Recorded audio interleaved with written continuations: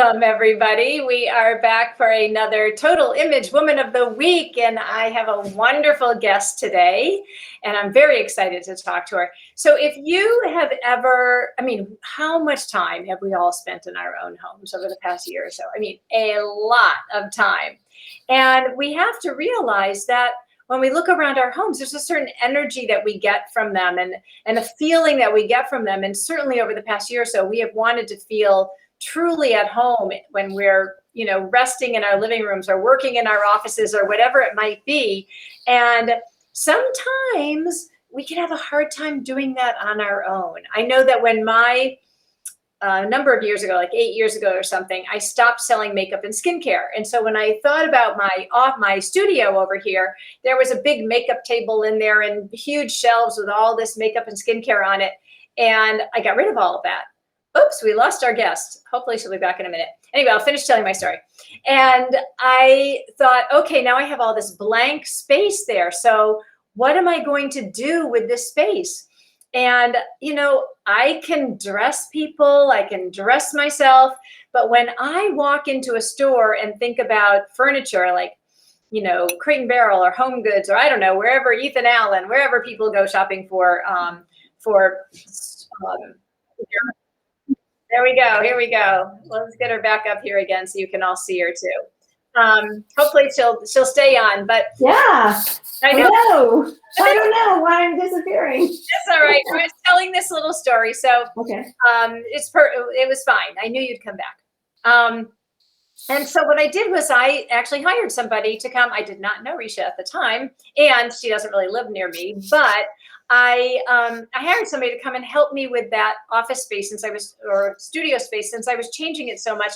When I walk into any of the furniture stores, my eyes glaze over. Like some of my clients feel when they go into clothing stores. I walk in and go, oh, purple chairs, love those. Let's do that. Oh, gold chairs, let's do that. And finally, I just confuse myself so much that I just leave and I get nothing. So I find that having support around this really helps us to love our living space and to really make super wise choices. Now, our guest today, I met Risha through the Vegan Women's Leadership Program. We do networking there. And I was immediately intrigued by what she does. Some of you may recall that I recently wrote an article for the American Vegan Society about bioderived leathers, the alternatives to animal leather. And so there was a little bit of information in there about, a lot about clothing, but just also about car seats and chairs. So there are fabrics out there that are not harmful to animals that are being used more and more and more with our clothing, with our homes. And Risha is a fabulous high-end interior designer. And she really works with people to make choices that are more sustainable, that are animal friendly. And so I was intrigued, and I had to have her on for us to talk about this because it's where the world is heading right now. And so, Risha, you are on the cutting edge, and I welcome you. So we have a lot to talk about. So welcome. Thank you. It's nice to see you, Ginger. Thanks for having me. It's always a pleasure to talk with you. I'm excited about this. We're going to have a lot of fun. And Celeste is watching. Hello, Celeste. Hi, Celeste. Yes. And so, Risha, tell us, what do you do? I've already told them a little bit, but clearly not as well as you can tell them. What do you do, and why do you do what you do? So I'm the leading expert in vegan interior design, and I create beautiful, luxurious residential interiors that don't utilize any animal products. I look for products that can replicate the look and the feel of the animal products that are used prolifically in luxury interior design. And my goal is to create a beautiful interior with wonderful energy without sacrificing any design aesthetic or client's choices on their interiors. I do it because I haven't always been vegan, but when I became vegan about 6 years ago. I wasn't eating animals at that point, or any animal product. And I thought this is great. But as an interior designer, I quickly realized, wow, I'm not eating animals, but I'm selling them. Man, that's hypocritical. What the heck? So I said, I need to align my business principles with my personal morals. And I started speccing and creating interiors that did not use animal products. And that's, it's made me really happy because it aligns what I believe with what I'm doing. And I also believe that it's not just about beauty. It's in having a wonderful interior space, a home that supports you, is that it should be functional. That's really key, because if it's not working for you, what's the point? It should be beautiful and it should express who you are. But it should also feel good, and those come from vibration, from the energy that you're surrounded with. And if you're surrounded by things that come from a place of violence or torture, or not good feelings, I mean, you're going to have those feelings around you all the time. So it really was like, wow, this is a great way to do interiors, because it's about feeling good. Your home should support you. And so this was just like another step to the kind of interiors that I want to create for my clients. I love it. I love it. So can you, and hi, Karen. Karen's watching too.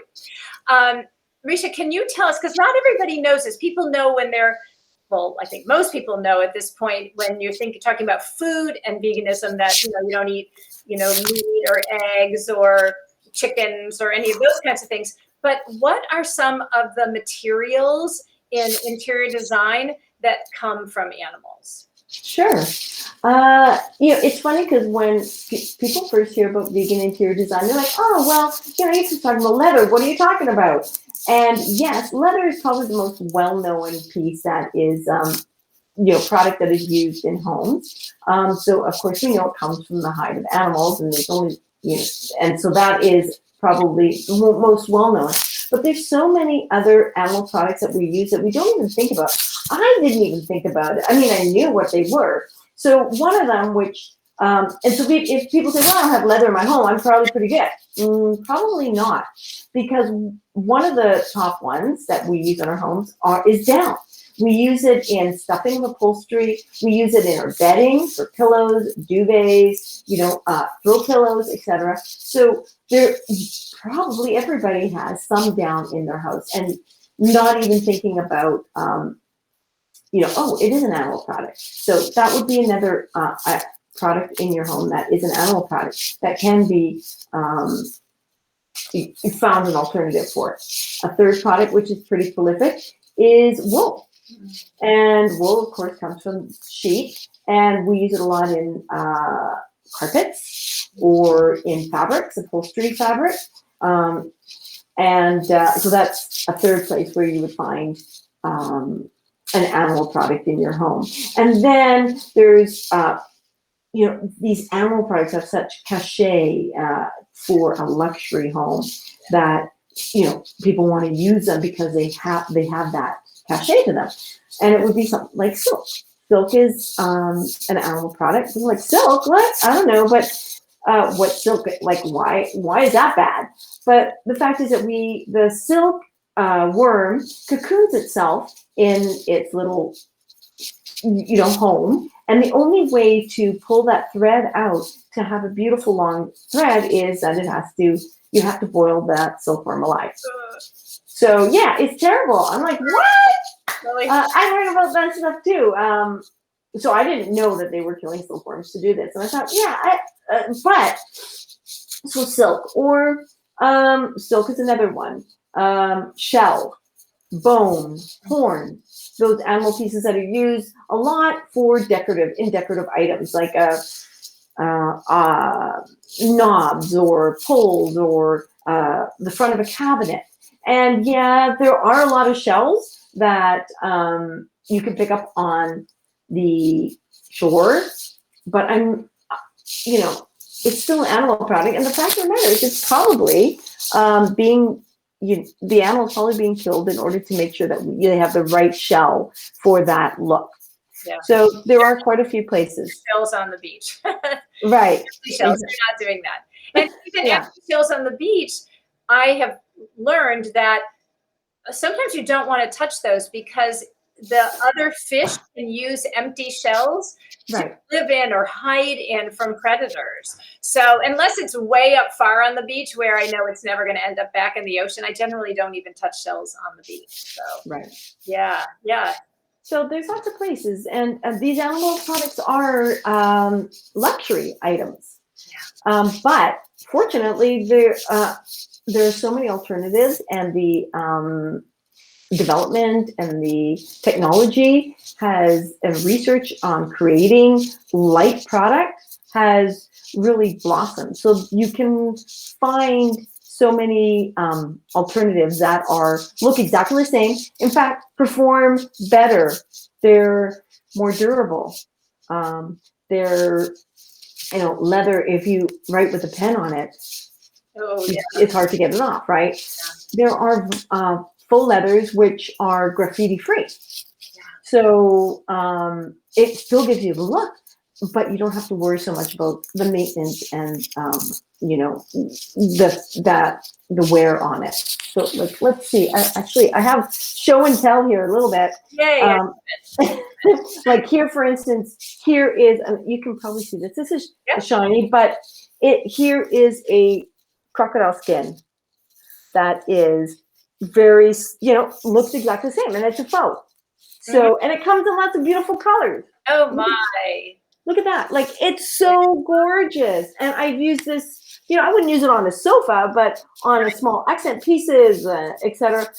Gorgeous. So you can replicate so many beautiful looks of the animals. I mean, animals have so many wonderful, colors and textures and feel to it that we can replicate those. We don't need to kill an animal now to get the look that we want.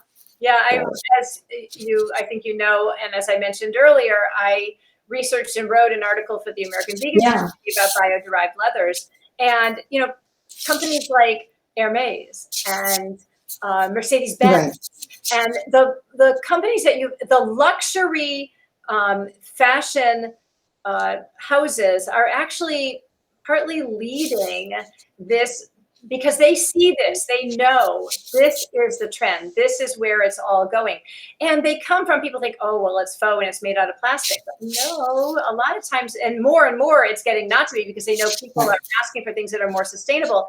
We have mushroom leathers, we have pineapple leathers, we have leathers with flour and tea and all kinds of amazing cork, all kinds of amazing things. I'm sure you see this as well. And with what you do in the interior design, these things have to be durable. Yes. So that you've done the research and you can lead your clients to fabrics that will actually, in many cases, outperform and outlast the other animal derived, and without all the pain and suffering and horror that goes into those other materials. Yeah. So right now the catchphrase is sustainable. That's really, it's just been booming because everybody wants a sustainable product. And, so there is a misguided thought that, well, leather is sustainable because it's natural and it'll go back and it'll get composted, because that's what happens to natural skin. But, and so some of these faux leathers aren't because they're petroleum derived, which is true. However, the amount of resources to create that animal hide into a leather that is going to be durable and is going to last, it is, I think it's like 5 times as much resource for that to create that hide into a leather product that can be used. Because if you even think about before you get to the actual production of it, just what it takes to raise the animals, the amount of resources to raise the animals. Yeah. Forget it. There is nothing sustainable. And you're right. Those, I mean, we've seen leather shoes that have been around for centuries. They do not biodegrade. We've just, beat them into submission. So yeah, I mean, they're treated with acids and preservatives, and then 90% of the hides are treated prior to being used in production in countries like India and Bangladesh, where there are no laws to no laws controlling the disposal of the wastewater from the process. And that's just getting flushed down into rivers, which, what's happening over in India is happening here because it's going to affect us. And then, we look at the life of they're not protecting the workers there either. So it's not just about the animals, it's also about like workers. The lifespan of a hide, somebody who processes hides, is like 50 years because it's terrible. Yeah, it is terrible. And also, and I just want to realize, I use this phrase, beat them into submission. What a horrible phrase. I'm so sorry. As soon as I said it, I thought, yuck, that's a terrible, terrible thing to say. But, although maybe it's fitting with what they do to animals. Right. Anyway, we won't go there. Right. So tell us a little bit about, are your clients, how hard is it to get them to think differently about going with materials that are not from an animal? Have you found that this has been challenging, or do you find that people are just finding you because, oh, she does something that, I want. I don't want to have the energy of those dead animals in my house. So what are you working with people you've been working with for years, and you say, well, here's the direction I'm going in now, and let me show you how to replace wool with this fabric. Are you finding it challenging, or are people like really open to the concepts? Well, most of my clients are not vegans. I've had a few vegans, and but most of them are not. And they don't really come to me at this point, because I'm vegan. Mm-hmm. They come to me because of my design abilities. And I show them, look at here, I designed for that. And I'm not showing them anything less than if I was showing them an animal product. And so I've never really had an issue where I've had one issue actually where somebody desperately wanted a leather sofa. They only wanted a leather sofa, and I couldn't convince them otherwise. And so I said, okay, you go buy the sofa. This is the size and color, yada, yada, yada. But I didn't want to be part of that transaction. But the clients are, they rely on me for my expertise, and they want durability, they want beauty, they want things to feel good, they want good tactile textures. So when I can show them that what I'm offering them is that what I offer them gives them that, there really isn't an argument or a confrontation about that. They're like, yeah, that looks great, it looks beautiful, like, let's go. I love that. Now, I often tell, whenever anybody asks me, I often tell them that, I was not born being an image consultant. I had an interest in, not that I even knew what image consulting was then, but I had an interest in fashion, but I had no clue how to do it. I was, I know there are some image consultants who I swear from birth, they just know how to pull everything together. I was not one of those people. I had to go learn everything that I needed to learn. And thankfully I enjoyed it and I picked it up quickly. But are you, being in the design field and the beauty and fashion sort of field, were you designing like from the time you were like 10 years old? Were you designing things, or was it something that you just, like me, you had this, and there's no right or wrong, obviously, right, whatever is true for you, or did you need to go, okay, I love doing this, now I need to go learn all the concepts? Like, what was your experience in growing up and getting you into this industry? I didn't grow up thinking, okay, I'm going to be an interior designer. I'm a very creative person. I grew up classically trained in music on the piano and cello. Yeah, really? You play the cello? Voice. No, voice. Classically trained. Music major in college. Yeah. Oh, yep. Wow. Okay.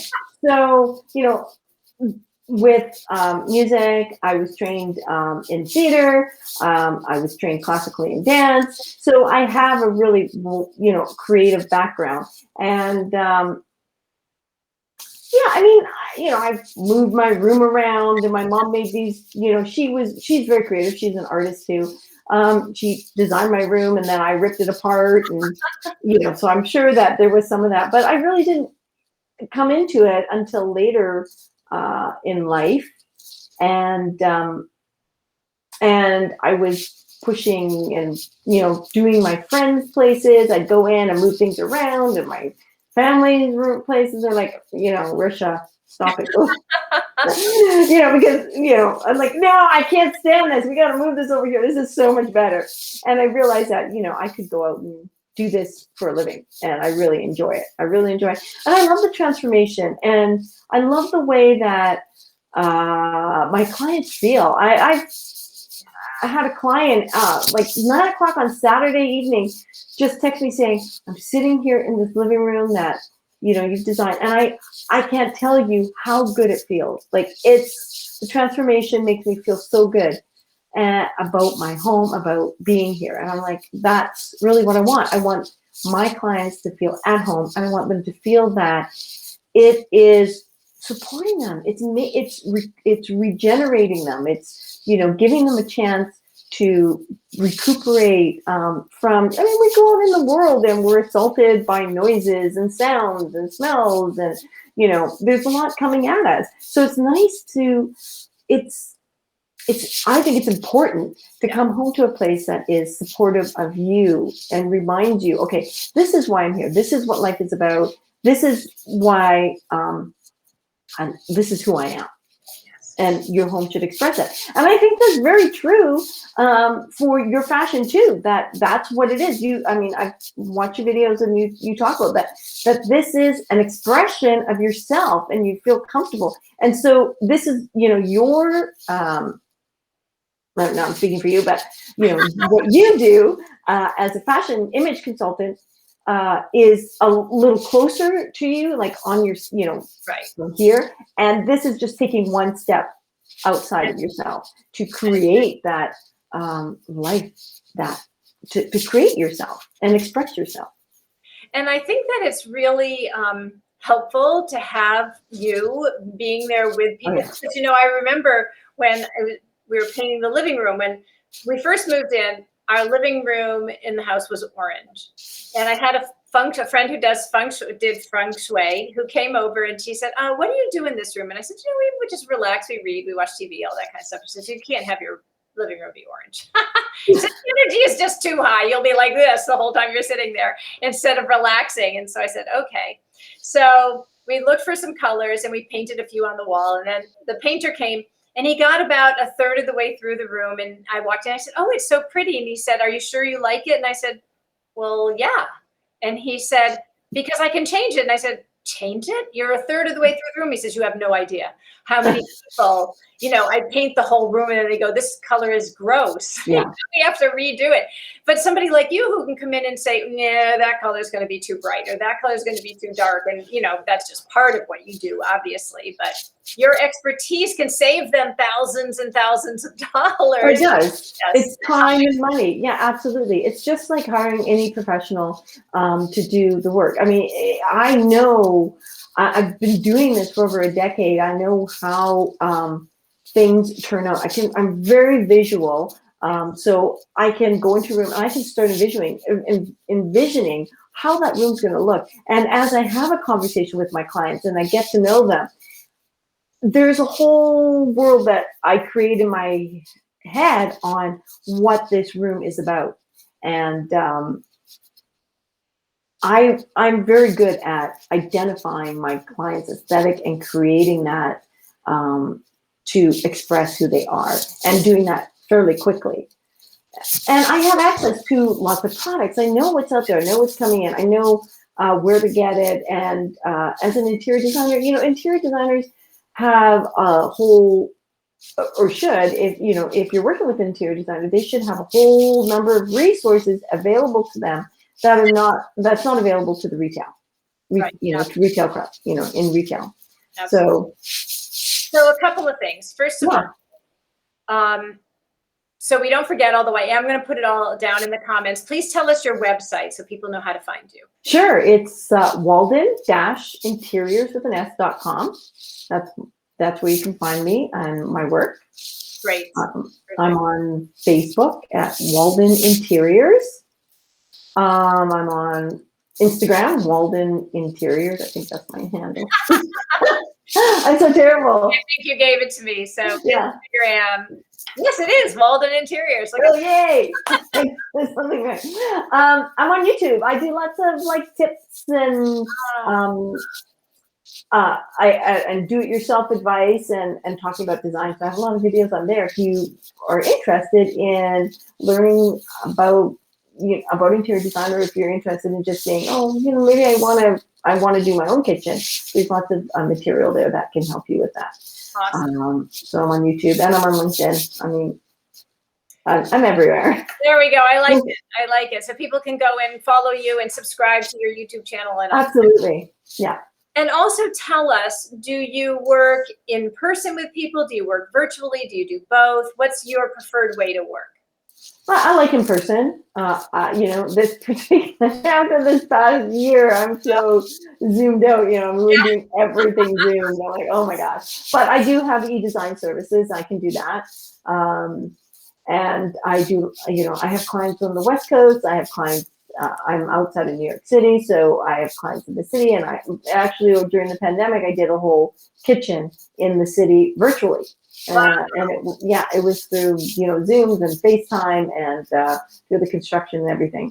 I love it. Do you ever travel out? Like you said, you have clients out in California. Do you ever travel out there to work with them in person?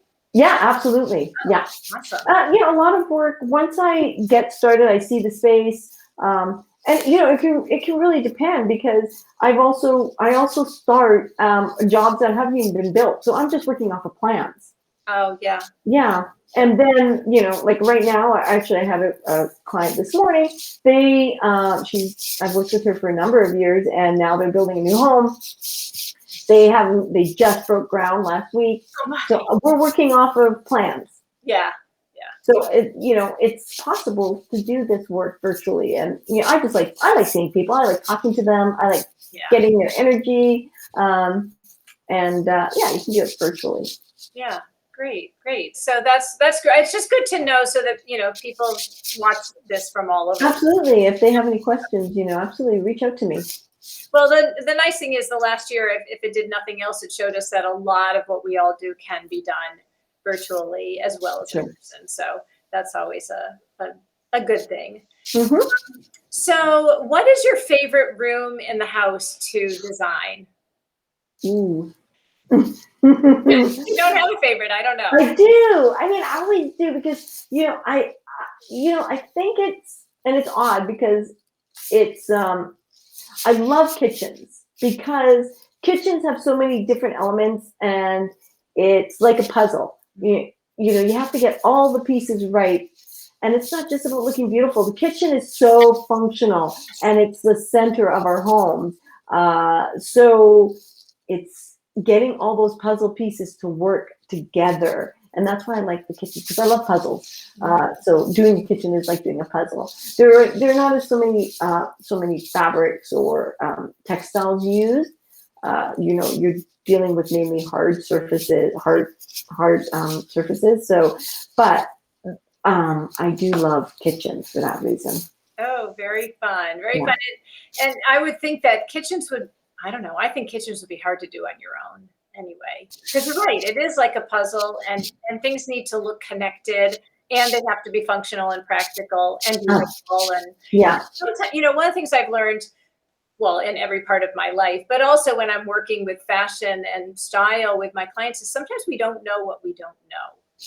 And so I bet you run into that all the time when you say, oh, for your countertops, you could use this, or as a backsplash, you could do that. Or did you think about putting your refrigerator over here? Or, those kinds of things that people are like, whoa, okay, I hadn't thought about those things. I bet you run into that kind of thing a lot. All the time. Every job, I always run into that, where, I'm thinking, this is not what people are doing regularly. So they're not thinking, okay, what are what things outside the box can I do? And I like working outside the box. I like to think, okay, how can I switch this around to really maximize it? And putting, moving the puzzle pieces around, what's going to work, what's not going to work. And yeah, every time my clients are happy because I've thought, oh yeah, something new that they never could do. Yeah, they wouldn't have come up on their own, or it would have taken them like 100 million hours of research to try to find something. Right. Yeah. You've got it at your fingertips. So. Or they don't know, and this is the worst, is that they don't know until it's done, and they're like, oh. Like what a pet peeve, this is about kitchens. Pet peeve for me is when someone does a kitchen and they forget to install a pull out trash and recycle. Because then where do you put the trash buckets and and there's so they got this beautiful kitchen and they got this trash can sitting somewhere in the kitchen out in the open. I'm like, oh my God, you just did a beautiful kitchen and spent 40, 50, 100,000 and you didn't pull out trash? How is that possible? That's very bad. Yeah. My goodness. Yeah. No, I would never attempt a kitchen. Never. No. That's okay. I feel the same way about fashion. I love fashion. I like looking good. I love dressing up, but I have no patience to go in, try things on, look around. I'm like, what? I just need this. I just go and get it for me. Yes. Yeah. So I love it. Well, that's a perfect segue into what is your favorite thing to wear? Like, what do you enjoy most wearing? Well, I have to say that it's not really a thing, but it's a color, and I love orange. Which is funny you should say. The living room was orange. Yeah, I love orange. In fact, I love orange shorts, orange dresses, orange earrings, orange shit. Love it. Yeah. Well, it's I did an interview this morning about color in general. And one of the things we talked about, not with all the colors, but a few of them is, what's the energy of color? And orange has this vibrancy. It has this playfulness. It has, a warmth to it. It's a wonderful color. It's not always easy for everybody to wear. And I did love the orange in my living room, but I did give in and paint it. But yeah, I'm a huge fan of orange as well. Yeah. So I love that. I think it's funny because I don't know if you can see my office behind me, but and it's a little dark. It's actually like a pumpkin orange. I love it. That was what color the living room was. I love that color. It's a good color. Oh my! But not everybody. It may not be the right color for everybody's room or for that particular room or that space. I find it very vibrant and energizing. So in my office, it's fabulous. It's funny, but I do color palettes for people for what they wear. Right. And I have many times had somebody say to me, "So can I use my colors to decorate my house?" And I say, yes, absolutely, as long as everyone else in your house agrees. Because they may wear totally different colors, and so you have to make sure that's like, they aren't that hot on olive green because they don't like olive green. Right. Yeah. So it gets kind of tricky, but it always makes me laugh when people ask that. So yeah.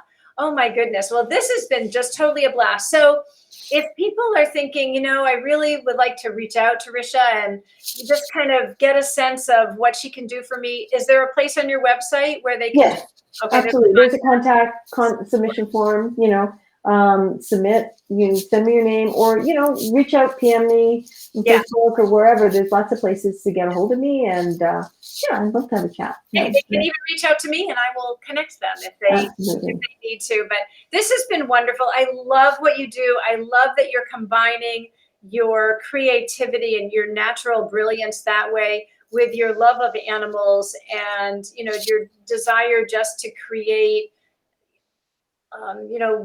rooms that are, cruelty-free, don't have all that energy of tortured animals in it. So I love that. And just to show people that, yes, you can have both. They don't have to give up a thing in order to have the beauty of the room and not be harming animals in the process. Thank you so much for what you do. Thank you. Wonderful. And I know you're just the beginning you're one of the pioneers Mhm. in interior design. I know that, we're heading in that direction. So it's wonderful that you are stepping out there and willing to share your expertise and show people what they can do. Well, thank you. Yeah, I'm excited about the direction. My goal is that the whole world could be vegan. Yep. People laugh at me, but I'm like, okay, well, one day, it doesn't have to be tomorrow. Yeah. In fact, this year I'm taking part in the Vegan Interior Design Week. A bunch of interior designers. It's a whole conference coming in October. So if anybody's interested in that, please reach out to me, and it's a free to join, and you can learn more about vegan interior design. I love it. I mean, look, Yeah. see, there's a whole week devoted to it now. That's right. It's wonderful. It's so exciting. It's very exciting. I It love is. I love what you do. And I hope people will go and check out your website, watch you on YouTube, all of that. And Risha, I want to thank you for being my guest today. And so it's been a real pleasure. Thanks, Ginger. It's so much fun to talk to you. And, as a fellow vegan, there's that good energy as we like, yeah, everybody's going to be vegan. But, Yeah.